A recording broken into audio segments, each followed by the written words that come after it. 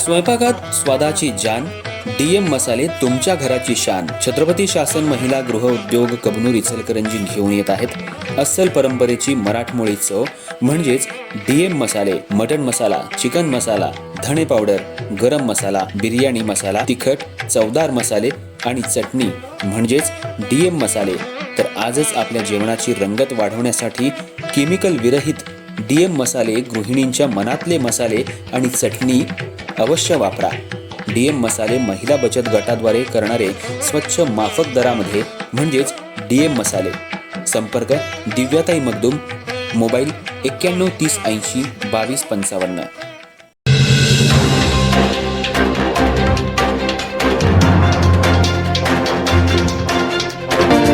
पहिले लो दर्जाचे अगोदर येतात, हायफाय नंतर येतात काय. त्यामुळं आम्ही जरा लवकर आलो, नाहीतर हळवणकर साहेबांचा गैरसमज व्हायचा की सदाभाऊचा बी हाय दर्जा आहे का काय फर्स्ट. आता मला डॉक्टर बोलले की सगळे दुखी माणसं. मला म्हणलं ड्रेस का बदलला, म्हणलं काहीतरी दुःख दिसतंय. म्हणलं आता माझ्या दुःखापेक्षा हळवणकरांचा आभाळ एवढं मोठं आहे, पण मकरंद भाऊनं जरा हलकं केलं या. इंगवले साहेब, मकरंद भाऊ म्हणतोय म्हणजे खरं असलं पाहिजे. आणि निश्चितपणानं एक दिवस सोन्याचा आल्याशिवाय राहणार नाही. आणि ते म्हणले ते खरं आहे की भारतीय जनता पक्ष आणि या राज्याला लाभलेलं देवाभाऊचं नेतृत्व हे तळागाळातल्या प्रत्येक व्यक्तीला मान सन्मान दिल्याशिवाय थांबत नाही. हा खऱ्या अर्थानं इतिहास आहे. हळवणकर साहेबांच्या बाबतीमध्ये आमची फार जुनी मैत्री आहे.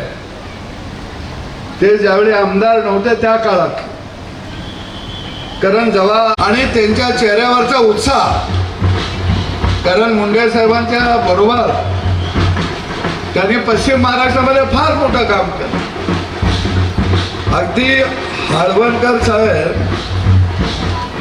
हे व्यक्तिमत्व एवढं मोठं आहे. आता मगाशी एका वक्त्याने सांगितलं, त्यांनी कुणाला नगराध्यक्ष केलं, कुणाला जिल्हा परिषद सदस्य केलं, कुणाला गोकुळचं संचालक केलं, कुणाला तालुक्याचा अध्यक्ष केलं, कुणाला जिल्ह्याचा अध्यक्ष केलं. आणि इंगवले साहेब त्यांनी मला आमदार बी केलं आणि मंत्री बी केलं. एवढा मोठा माणूस.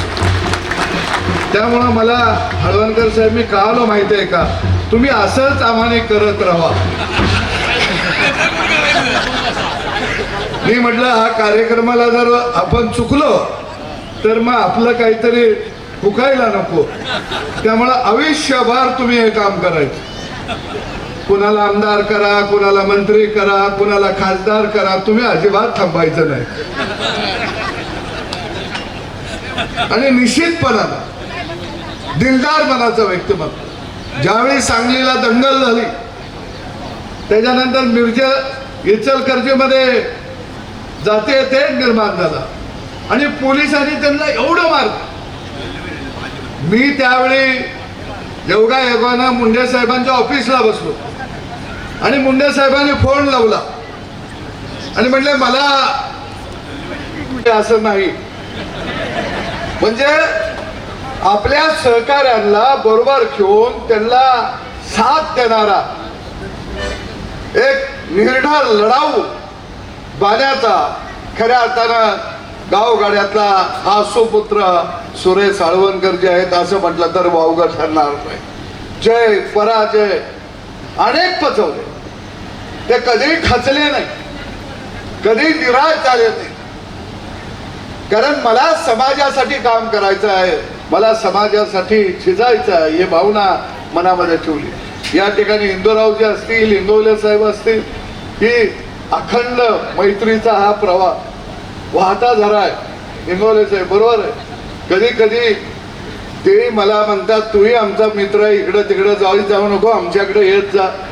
पण तुम्ही सारखं बोलवत नाही, त्यामुळे जरा दुरावा तयार होतो या. पण काही असू दे, कोल्हापूर जिल्ह्यामध्ये, सांगली जिल्ह्यामध्ये भारतीय जनता पक्ष बांधण्यामध्ये, सत्तेच्या दिशेनं घेऊन जाण्याच्या मध्ये सुरेश हळवणकरांचा सिंहाचा वाटा आहे असं म्हटलं तर वावगं ठरणार. डॉक्टर तर पद मिळालं म्हणून पक्षामध्ये काम केलं नाही, कधी निष्ठा बदलू दिली नाही. जसं मकरंद भाऊ म्हटले की ज्या काळामध्ये कोण नव्हतं त्या काळामध्ये हळवणकर साहेब सगळ्या कार्यकर्त्यांना अहो आता मला वाटतंय की अजून डॉक्टर वर जावावं माणसाला वर जायच तर वर जावावं वाटतं. पण काही असू दे, सगळी पिन्नीचे स्वामी वगैरे सगळे